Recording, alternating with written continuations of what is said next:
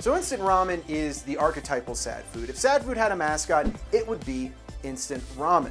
When someone wants to illustrate that they were super broke or in a really bad place in their life, they talk about eating ramen for breakfast, lunch, and dinner. But you can make ramen into a decent meal. Now there's tons of recipes online where you add a bunch of fancy ingredients and preparations to make the ramen taste good. But if you're gonna spend all that extra time, why not just cook a real meal? Why are you eating instant ramen?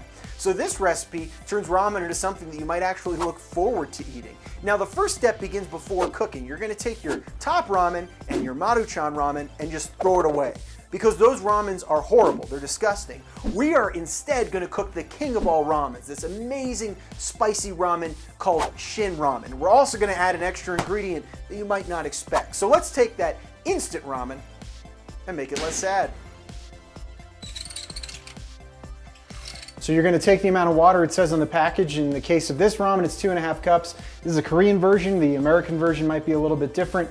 And bring it to a boil with some spring onion whites in there. When the water's getting to a boil, you could chop up your spring onions.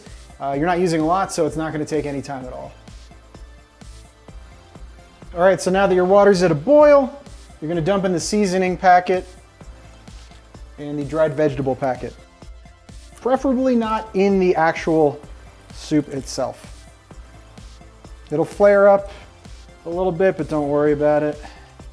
Give it a quick stir and let it go for about a minute. Then you're gonna take your noodles and put it in. Do not break these noodles up or they won't come out in long strings like you want in ramen. We're gonna let that go for about 6 minutes. So for the last 30 seconds of cooking, you wanna take an egg and crack it in there.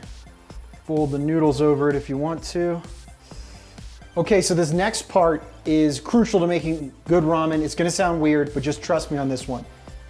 Turn off the heat and take a slice of American cheese. I mean pasteurized cheese product, not fancy cheddar, nothing like that. Put it on top of the ramen, put a lid over it so it'll melt for about 1 minute.